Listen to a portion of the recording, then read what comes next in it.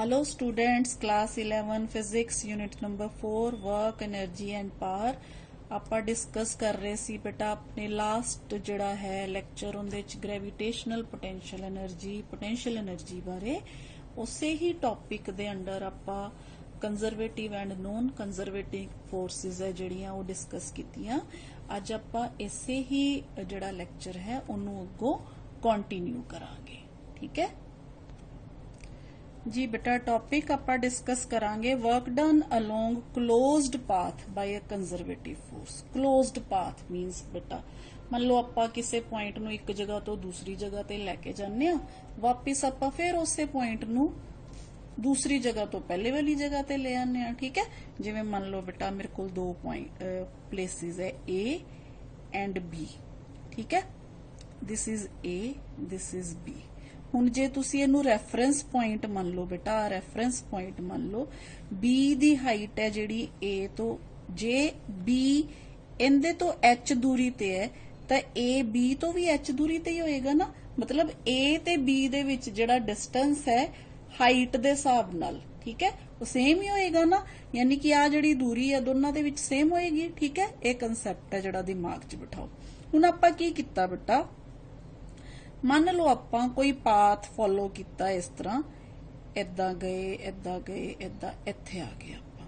ਠੀਕ ਹੈ ਇਸ ਪਾਥ 'ਚ ਲੈ ਕੇ ਗਏ ਆਪਾਂ A ਤੋਂ B ਤੱਕ ਕਿਸੇ ਆਬਜੈਕਟ ਨੂੰ ਤੇ ਆਪਾਂ ਮੰਨ ਲਿਆ ਆਪਾਂ ਜਿਹੜਾ ਵਰਕ ਕੀਤਾ ਉਹ ਕੀਤਾ ਆਪਾਂ WAB। ਠੀਕ ਹੈ work done in bringing object from A to B is WAB। ਠੀਕ ਹੁਣ ਆਪਾਂ ਕੀ ਕੀਤਾ ਬੇਟਾ ਇਸੇ ਹੀ ਆਬਜੈਕਟ ਨੂੰ ਆਪਾਂ ਇਦਾਂ ਇੱਥੇ ਲੈ ਕੇ ਆਏ ਇਸ ਡਾਇਰੈਕਸ਼ਨ ਦੇ ਵਿੱਚ। ਠੀਕ ਹੈ ਮੰਨ ਲਓ ਇਸ ਕੇਸ 'ਚ ਆਪਾਂ BA ਜਿਹੜਾ ਵਰਕ ਕੀਤਾ ਤਾਂ ਆਪਾਂ ਕੀ ਕੀਤਾ WBA। ਹੁਣ ਜੇ ਤੁਸੀਂ ਧਿਆਨ ਨਾਲ ਦੇਖੋ ਮੰਨ ਲਓ ਬੇਟਾ ਆਪਣੇ ਕੋਲ ਆਬਜੈਕਟ ਹੈ ਜਿਹੜਾ ਉਹ M ਮਾਸ ਹੈ ਉਹਦਾ ਤਾਂ ਆਪਾਂ M ਮਾਸ ਦੇ ਆਬਜੈਕਟ ਨੂੰ ਜੇ H ਹਾਈਟ ਤੇ ਲੈ ਕੇ ਜਾਵਾਂਗੇ ਤੇ ਆਪਾਂ ਵਰਕ ਕਿੰਨਾ ਕੀਤਾ ਬੇਟਾ ਆਪਾਂ ਵਰਕ ਕੀਤਾ MGH। ਠੀਕ ਹੈ ਹੁਣ H ਹਾਈਟ ਉੱਪਰ ਗਿਆ ਦੂਸਰੇ ਕੇਸ 'ਚ H ਹਾਈਟ ਨੀਚੇ ਆ ਗਿਆ। ਇਹਦਾ ਮਤਲਬ ਆ ਦੋਨੋਂ ਵਰਕ ਹੈ ਜਿਹੜੇ ਕੀ ਹੈ ਇੱਕ ਦੂਸਰੇ ਦੇ ਇਕੁਅਲ ਐਂਡ ਆਪੋਜ਼ਿਟ ਹੈ ਨਾ। ਠੀਕ ਹੈ ਤਾਂ ਫਿਰ ਆਪਾਂ ਇਸ ਕੇਸ 'ਚ ਕਹਾਂਗੇ ਬੇਟਾ WAB is equal to minus of WABA। ठीक है इस केस च आ वाला वर्क है इस केस च आ वाला वर्क है ਤਾਂ ਫਿਰ ਆਪਾਂ बेटा जे दोनों वर्क डन है ਜਿਹੜੇ ਦੋਨਾਂ ਨੂੰ ਜੇ ਐਡ ਕਰ ਦਈਏ WAB। ठीक है ਇਹਨੂੰ ਇੱਧਰ ਲੈ ਆਈਏ ਪਲੱਸ WBA ਇੱਧਰ ਆ ਕੇ ਪਲੱਸ ਹੋ ਜਾਏਗਾ ਤੇ ਇਹ ਕੀ ਹੋ ਗਿਆ ਆਪਣੇ ਕੋਲ 0। ठीक है ਤਾਂ ਇਹ ਕਲੋਜ਼ਡ ਪਾਥ ਹੈ ਨਾ ਇਹਦਾ ਮਤਲਬ ਆਪਣੇ ਕੋਲ ਫੋਰਸ ਜਦੋਂ work done in closed path ਆਪਾਂ ਕਹਿ ਦਾਂਗੇ W ਕਲੋਜ਼ਡ ਪਾਥ। ਠੀਕ ਹੈ closed path is equal to 0। ਤਾਂ ਬੇਟਾ ਇੱਥੋਂ ਆਪਣੇ ਕੋਲ ਇੱਕ ਇਹ ਸਟੇਟਮੈਂਟ ਬਣ ਗਈ ਕਿ force is conservative if the work done by the force in moving a particle around any closed path is 0। ठीक है hence we can say that the force is conservative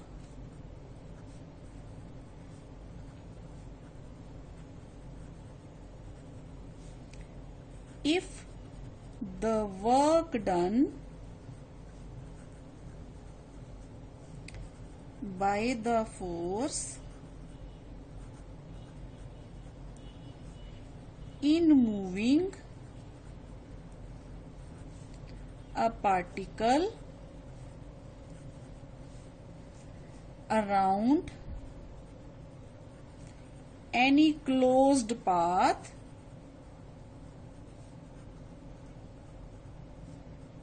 is 0।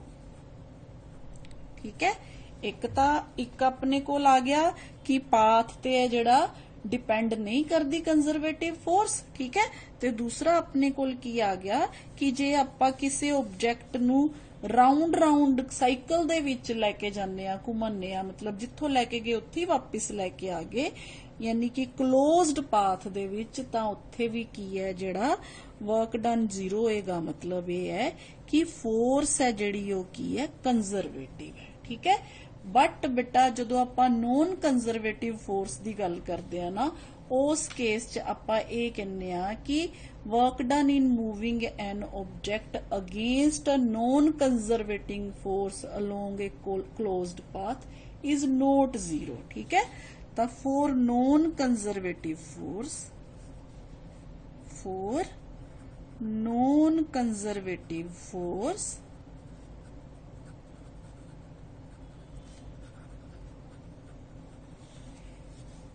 this work is not 0। ठीक है, non conservative वास्ते 0 नहीं होता। ठीक है जी बेटा, हुण आपां गल करदे हां conservative nature of gravitational force. बहुत इंपॉर्टेंट है बेटा, ध्यान नाल समझना। देखो हुणे आपां ये वाला आर्टिकल करके हटे कि जदों आपां किसी बॉडी जिहदा मास m हुंदा है उहनूं h हाइट अबव लैके जाने आ तां आपां फोर्स लगाने आ अगेंस्ट ग्रेविटी। ठीक है, आपां हुणे कीता बेटा ये वाला, आ देखो इस आर्टिकल दे विच आपां डिस्कस कीता ते आपां कहने आ कि वर्क डन अगेंस्ट ग्रेविटी है जिहड़ा बेटा वो किदे बराबर हुंदा है, mg इंटू हाइट h। ठीक है, तो अपने को आ गया mgh। ठीक है, हुण बेटा मान लो बेटा आपां ए वाले ब्लॉक नूं इस तरह नहीं लैके जाके आपां की करदे आ बेटा, मान लो ये ब्लॉक इत्थे पिया होया अपने कोल ए पॉइंट ते, आपां की करदे आ पहला तां इहनूं इत्थे लै जन्ने आ। ठीक है, इस पॉइंट ते लै जन्ने आ, फिर आपां इहनूं इधर लै जन्ने आ। ठीक है, आ पॉइंट ए है मान लो, आपां इहनूं बी ते लैके जाना है पर आपां इहनूं सीधा नहीं लैके जांदे। ठीक है, आपां इहनूं पहला इधर लैके गए, फिर इधर लैके गए, फिर आपां इहनूं फिर ऊपर लैके जाने आ। ठीक है, इत्थे ले आए, पहला इत्थे लै गए। ठीक है, फिर आपां इहनूं इस जगह ते लै गए, फिर इहनूं इस जगह ते लै गए। देखो आपां किन्ने रस्ते कवर कीते। ठीक है, आपां पहला A2 मान लो इत्थे कित्थे गए आपां, आ पॉइंट मान लो आपां C। ठीक है, आ पॉइंट मान लो D, आ पॉइंट मान लो E।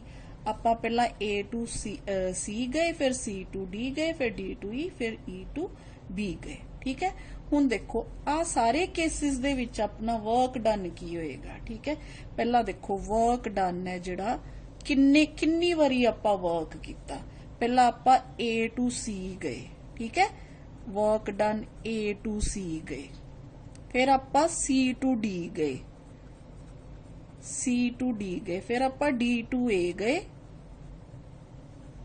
ठीक है, फिर आपां E to B गए, तो अपना वर्क डन इन्ना सारे वर्क डन दा टोटल हो गया ना। ठीक है, हुण आपां ये देखना है कि जदों आपां इदां उपर लैके गए सी बॉडी नूं, अपना वर्क डन mgh सी। हुण आपां इस केस च देखना है कि इत्थे भी अपना वर्क डन mgh आंदा है।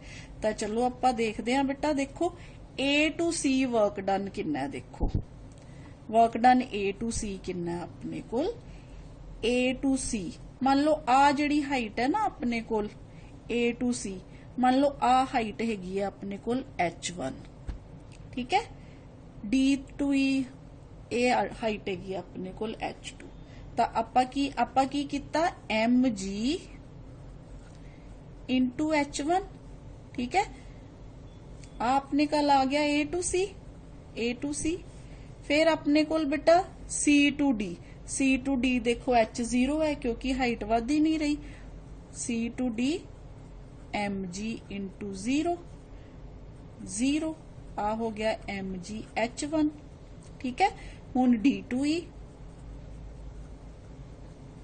mg into h2। ठीक है, यानी कि mg h2। हुण आ जाओ E to B, mg into 0 क्योंकि इत्थे हाइट तो है ही नहीं, है ना, हाइट इत्थे 0 है, तो फिर बेटा ये भी की हो गया 0। हुण अपना टोटल वर्क डन किदे बराबर हो गया, टोटल वर्क डन है जिहड़ा वो अपने कोल हो गया mg common h1 plus h2। हुण h1 प्लस h2 किदे बराबर है?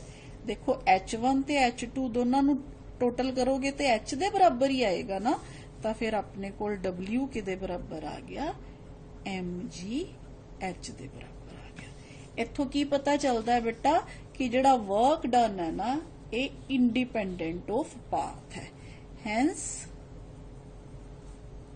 Work done in moving body is independent of the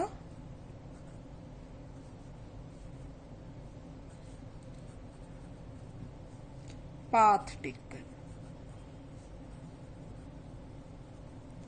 ठीक है, hence gravitational force is conservative. तो आपां की कवांगे ग्रेविटेशनल फोर्स है जिहड़ी वो की है अपने कोल कंजरवेटिव है इन नेचर। ठीक है, हाँ जी बेटा हुण आपां देखदे हां कि principal of conservation of mechanical energy की है। ठीक है, हाँ जी बेटा इस तो पहला हुण जिवें आपां पोटेंशियल एनर्जी की गल कीती, आपां ग्रेविटेशनल पोटेंशियल एनर्जी बारे पढ़ लिया। ठीक है, हुण मैं तुहानू इहदियां दो होर फॉर्म्स हैगियां वो भी दसदा बेटा।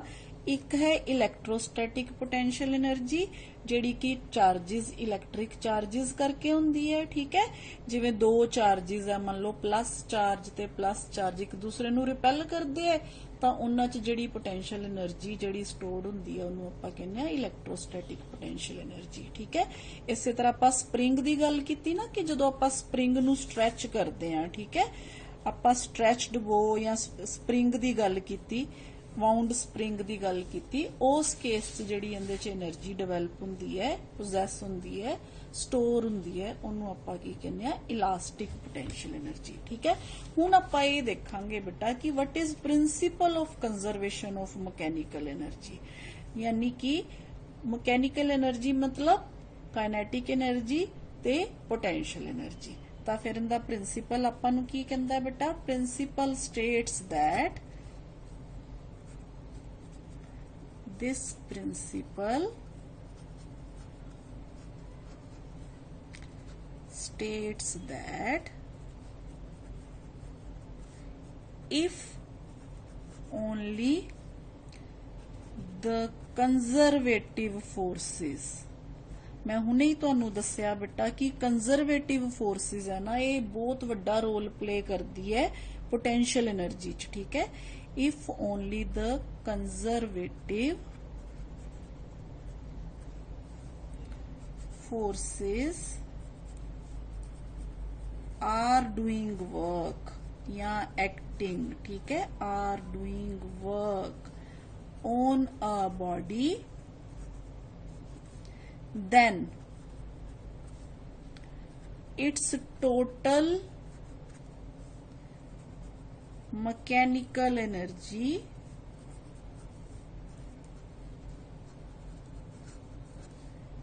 that is kinetic energy plus potential energy always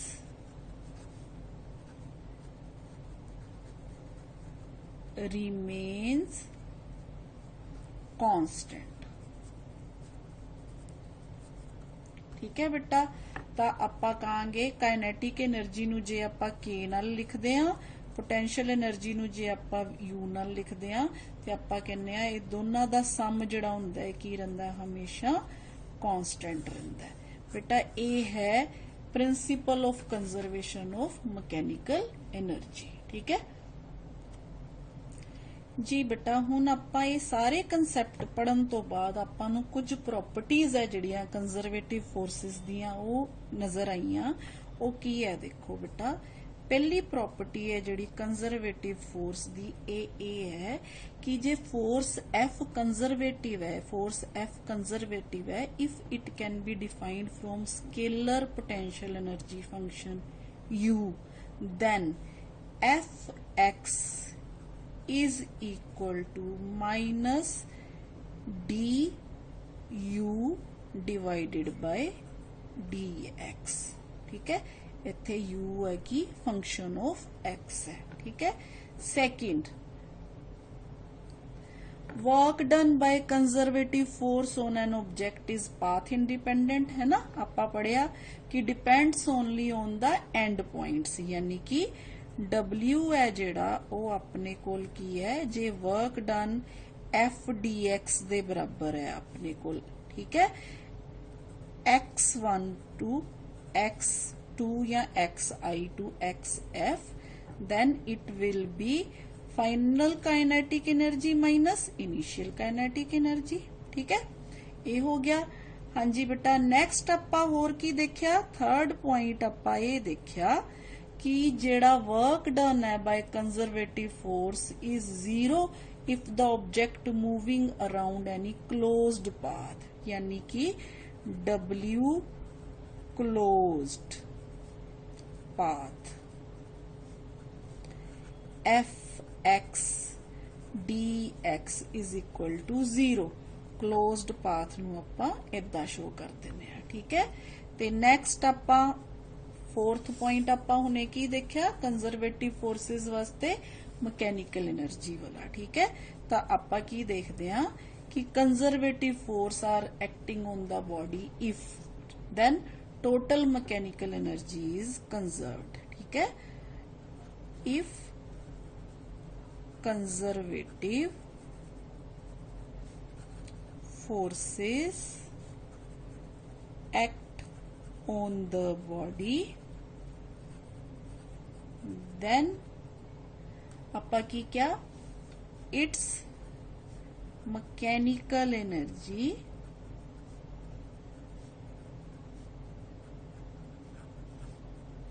is conserved।